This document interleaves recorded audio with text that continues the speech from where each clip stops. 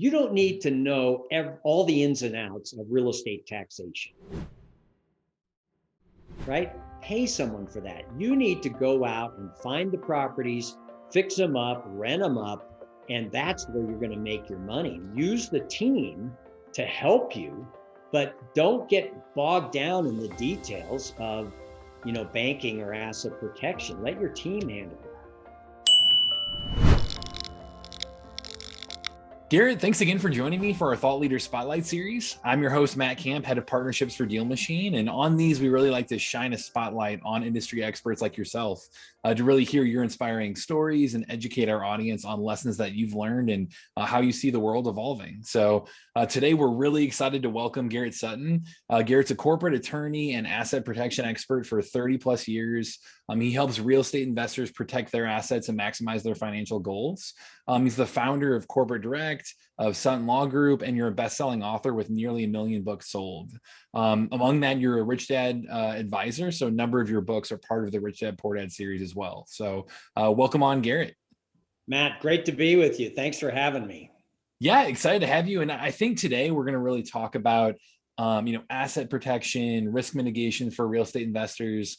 But to start, I'd love to go a bit deeper than the short, standard bio I just read. I think I'd love to hear a little bit more about your life and maybe a few pivotal moments and decisions that you've made that's really kind of led to where you are today.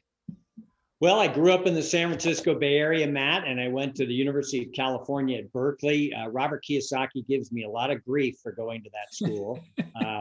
But I got a good education there. I got a degree in business administration. Then I went across the bay to San Francisco to Hastings Law School, which is the University of California's law school in San Francisco. And I really just took to corporate law. It just was the subject that really interested me. And I practiced law in Washington, D.C. and San Francisco. And, as we've talked offline, I like skiing. And so I moved up to Reno, Nevada. And Nevada's a great state to set up a corporation. And so it's just worked out great. I became very fortunate to become associated with Robert Kiyosaki in the year 2000, right when Rich Dad, Poor Dad came out. And now it's the best-selling financial book of all time.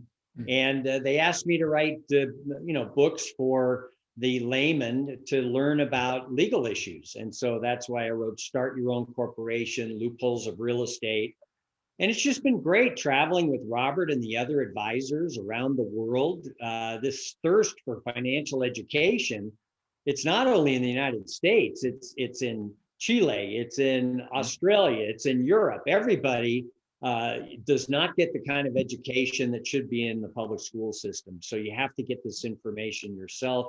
And it's just been very rewarding to go out there and write the books and get in front of people and help them understand how they can improve themselves financially. And to be on shows like yours, Matt, where you're helping people understand this. Again, they don't teach it in school. You have to go out and learn it yourself. And shows like yours are certainly helpful in that regard. Yeah, and I love getting to talk to you today too, just because I know for my own journey, I read Rich Dad Poor Dad in a series of those books back in, I believe it was probably in high school, the first time I read all that. So I think that was part of the inspiration for what got me interested in real estate in the end. So many other people can relate to that within the DealMachine community. A lot of people listening to this will have read Rich Dad Poor Dad or one of your books, and kind of, that was part of the inspiration for their journey. So we really appreciate all of you guys and the knowledge that you've shared and how many lives you've changed that way as well. But to get into that, I know you are a best-selling author, you're a speaker globally. Your latest book is Scam Proof for your investment or your assets. So guarding against widespread deception. We'll put a link to that here in the video as well. But what made you want to be that, an author like that in the first place and motivate you to kind of share your knowledge with the real estate world? Well, a lot of lawyers play hide the ball. And, they don't explain things in plain English. And, part of that is a strategy to kind of keep you in the dark. And so I've always been kind of the one that thinks that's not the way our system should work. People should understand this stuff.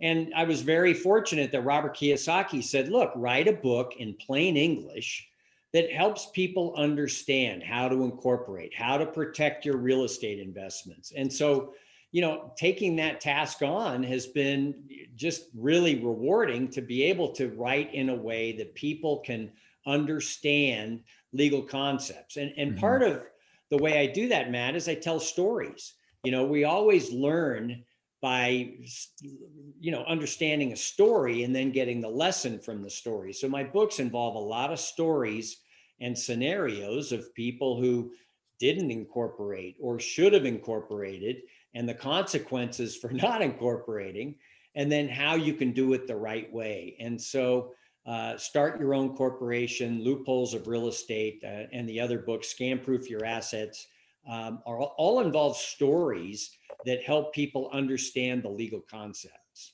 Yep. For this latest book, what really inspired you to focus on this topic? There's just so many scams out there now. I'm offended, but we have pretty good computer security now. But you just hear stories of friends, and especially the elderly, that get taken by these swindles. And so I just wanted to put the information out there, what to look out for. And you can't possibly keep current on every scam. I'd have to re-edit the book every 3 months. There's just a new scam all the time. Oh yeah. But you have to understand the patterns. Greed and fear they use. Charm is manipulation. People who act as experts. They're common patterns for all these scams out there, and people just need to have their guard up. One of the things I mentioned, Matt, in the book is, the government needs to step it up. They're not taking steps to protect all of us. Their attitude is, well, you should be smart enough to, not fall for these scams. But the government really needs to go after these people, because these people are developing capabilities to do some serious damage to the whole country, to the energy infrastructure, to hospital systems. There are some real dangers out there now that if the government doesn't start addressing this at the level that we're being affected by these scams, it's only going to get worse. And the consequences could be very dramatic. Yeah. And I think, the last, 12 months where everyone has been so virtual, I'm sure that accelerated a lot of this as well. So, now is the time to get it right. I agree. But when it comes to protecting your assets and talking about that, I think your Loopholes of Real Estate book provide a good kind of foundation for a lot of that. Really covers a lot when it comes to tax strategy, legal strategy, that type of stuff.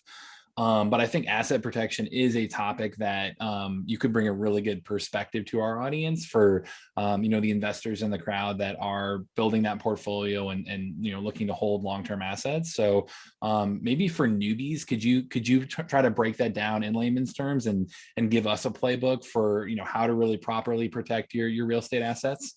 Sure. Well, we live in a very litigious society. There are lawsuits filed every day. Attorneys have an incentive to sue. They're on a contingency. They get a percentage of what they collect. And in the auto industry, in the auto accident world, it makes sense. People who've been in a car wreck can't afford an attorney to pay out of pocket. So they give a percentage of what they can collect to the attorney. And, there's some fraud in the system, but it all seems to work out. Attorneys on contingency, though, will go after people who own real estate, thinking that they can get a percentage of it. If there's a really bad car wreck, they will go after someone's assets if they're held in their individual name. So you, Matt, own a duplex and you get in a horrific car wreck, you don't have enough insurance. I always recommend people have a personal umbrella insurance for their home and auto. But let's say you don't have enough insurance and you own a duplex in your individual name. The car wreck victim and their attorney can go after that asset, right? The asset is held in your individual name.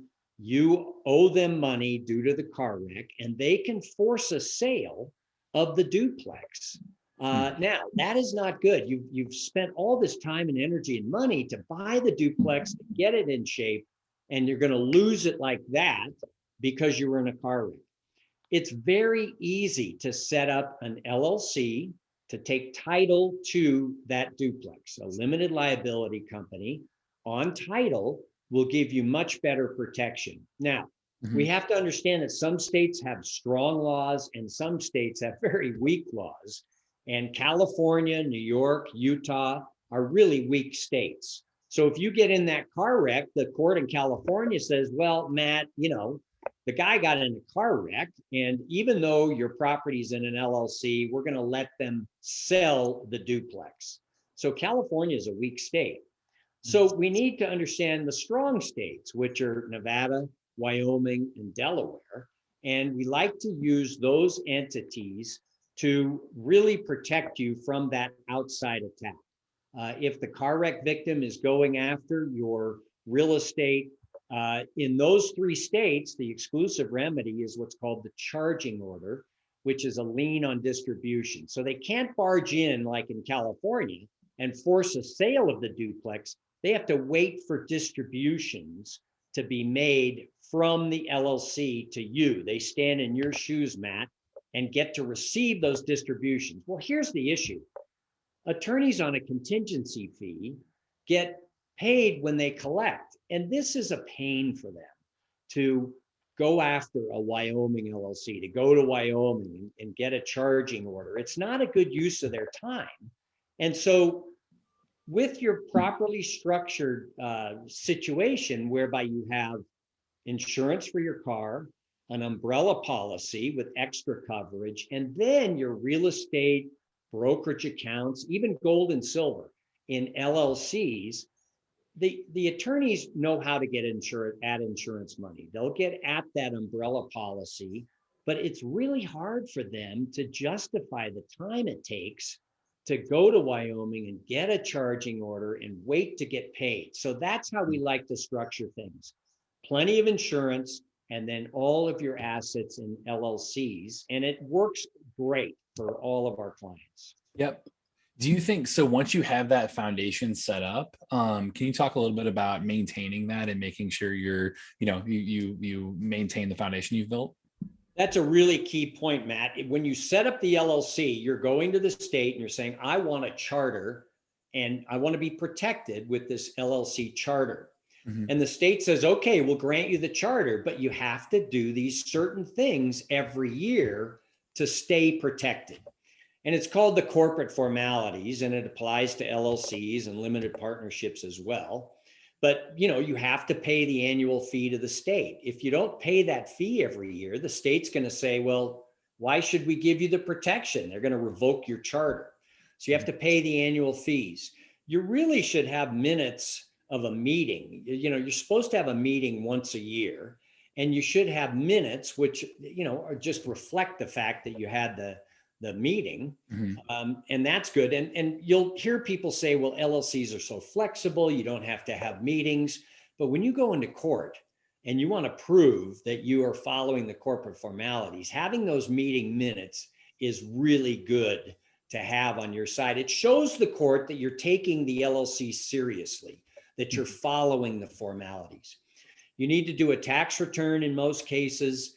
You want to provide corporate notice. So if you're doing business through a corporation, you want that business card and all your contracts to say Inc. on it.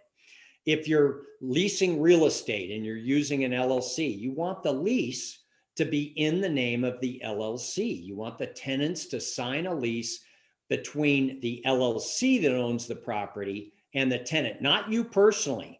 If the lease is just Matt Kamp and the tenant, they're going to say, well, I thought I was leasing from Matt as an individual. I didn't know there was an LLC involved. So we want corporate notice. So those are some of the formalities. Now, here's the thing, Matt. It's not hard to follow these, right? It's pretty easy. The issue is if you don't follow them, the consequences can be really dramatic. I mean, someone can go through the corporation or LLC and get at you personally. And so we don't want that to happen. Follow the formalities. We provide a service that keeps you updated and keeps you current. Again, it's not hard to do, but you don't want to run the risk of having someone pierce the veil and go after you personally. Yep. Yeah, I think, and it was interesting last time we talked too, you had mentioned there were a couple potential changes coming or a couple trends kind of with LLCs that may or may not change. Do you have any more information there you can share with the audience? The Congress just passed this in December, and they are going to start tracking every LLC and corporation, and it's coming in 2 years. But if you're a 20% owner of an LLC that invests in real estate, and in most cases you're 100% owner, you're going to have to file a form with the U.S. Treasury saying who the owner is, what your business address is. It's really it's interesting that the federal government wants this information. You know, states are the ones that charter corporations. And now the federal government is getting into the business of knowing everything about every LLC. It's going to be a burden. It certainly will help people through it. But this is something new. The regulations aren't out yet. So we're going to know in 6 months or a year. Got it. Within 2 years, you're going to have to file a report with the federal government identifying who the owners are and what the addresses are. And it's really funny, Matt, that the government, when they passed this law, said, you know, we're going to make sure that this is secure information. No one's going to be able to get at it. And this happened the same week that the SolarWinds hack happened, where the Russians got into the government databases and all these private corporation databases.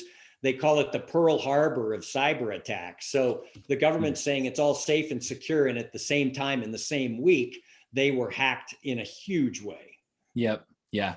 And I think that's a good transition, because I'd love to hear more when it comes to risks and risk mitigation. Like, you do a great job in your books of kind of talking about, you know, the overview of risks that are associated with real estate.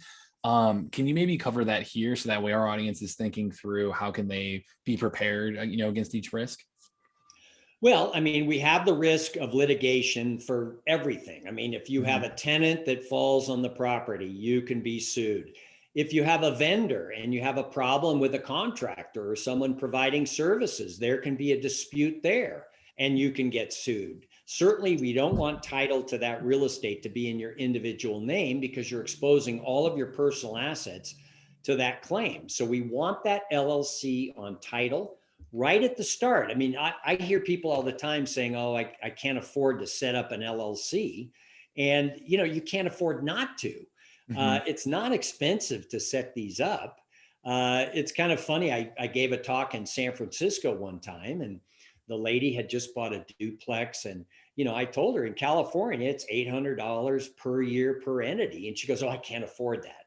And so the next time I was in San Francisco, I was giving another talk, and she came up and said, you know, I'd like to form that LLC now. I've just been sued.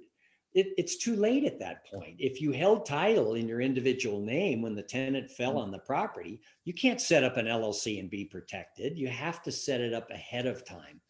So there's so many risks out there. And one of the good people on your team, Matt, is going to be an insurance broker. I mean, you want to have a combination of insurance, which is the first line of defense, and asset protection, which is the second line of defense, to protect you against all these risks. There's so many risks out there. You can't even count them all. But you want to invest in real estate. This is the way that people are going to achieve their financial goals. So don't be deterred by the risk, but just take the steps to minimize the risk: insurance and asset protection. Yep. Do you think, because I know we have a fair number of people that are listening that are brand new to real estate, that, you know, are just getting into it. We do have a fair number that are also kind of scaling their operation and, you know, have somewhat of a foundation and a small team and are trying to take it to the next level. For those folks that are really focused on scaling, are there any other risks that opens up that they should be thinking about a little bit differently than when they first started? Or, you know, as their journey evolves, how should they be thinking about, you know, making sure they protect themselves in the right way? Well, you know, at the very start, you're buying your first duplex, you want an LLC for that. And then you're going to have you're going to be buying properties in various states and all. You have an LLC for each property in each state. Then we like to have that group of title holding LLCs to be owned by one Wyoming LLC. Wyoming gives great asset protection. The annual fee is only $52 a year compared to $800 in California. So we like to have that structure. And then as you grow, you just need to add a new LLC for the next property you buy. You don't need to create a new Wyoming LLC every time.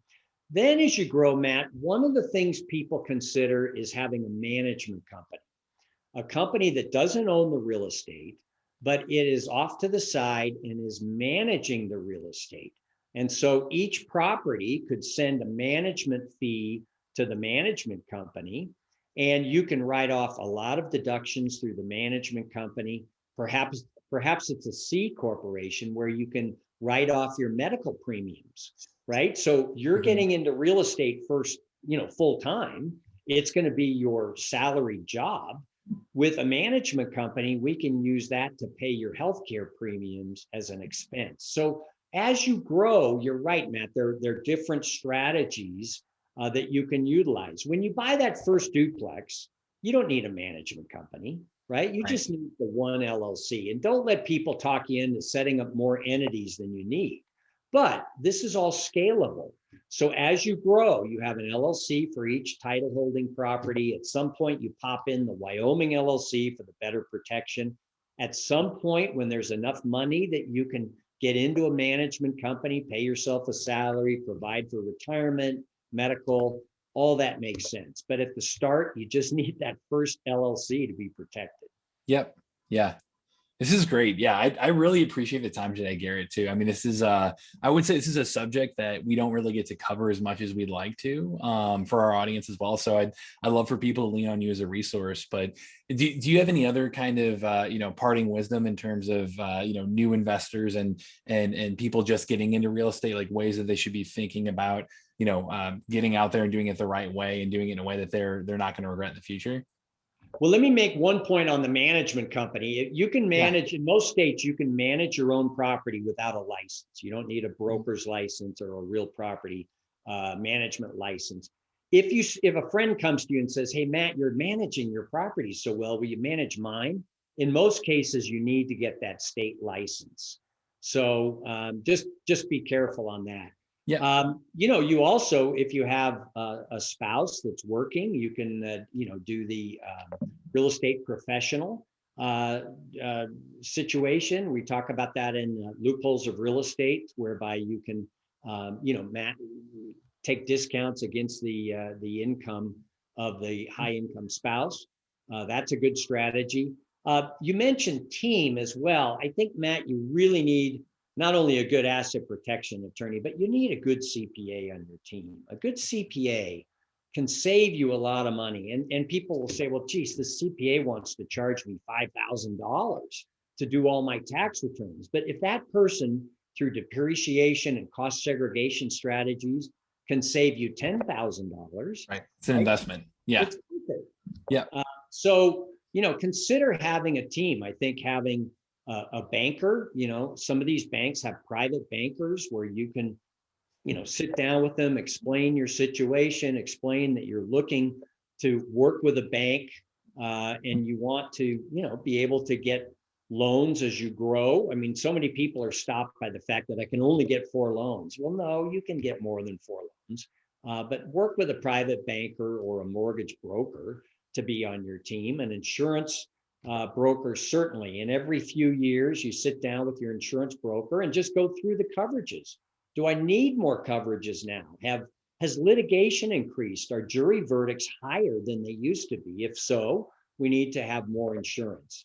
So these are all strategies, not only for people who've been in real estate for a long time, but for people starting out, to start thinking about building your team to help you grow. You don't need to know all the ins and outs of real estate taxation, right? Pay someone for that. You need to go out and find the properties, fix them up, rent them up, and that's where you're going to make your money. Use the team to help you, but don't get bogged down in the details of, banking or asset protection. Let your team handle that. Yep. Yeah, I love that. I mean, I think you do a great job of simplifying that. I mean, that's why I've really enjoyed your books there, is that it's so easy to just overcomplicate things and try to take on everything yourself. Or when you can surround yourself with a team of specialists that know what they're doing, then you're setting yourself up for success to own, the thing that you need to be doing. Right. So, right. Yeah, this is great, Garrett. I mean, I think, again, we'll link to some of the resources you mentioned here within the description of this, but how else can people get in touch with you and learn more from you? Well, our main website is corporatedirect.com, and we have lots of articles and information there. We offer a free 15-minute consultation with an incorporating specialist. So you can get on the phone and talk to our team and see how we can help you, see if it clicks. And you can call 800-600-1760 to set up a free consultation with an incorporating specialist, or at Corporate Direct, you can also sign up for it.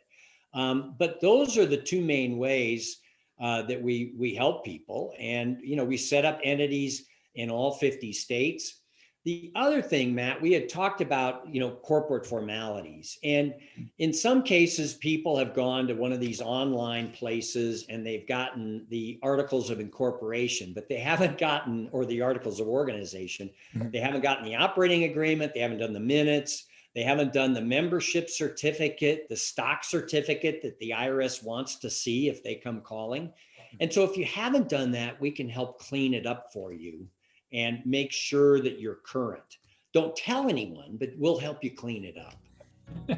Yeah, I appreciate you being a resource for our entire network. And, again, thanks for the time, Garrett. I know you're busy. So, this is Matt Kamp with DealMachine. To all of you watching, happy deal finding.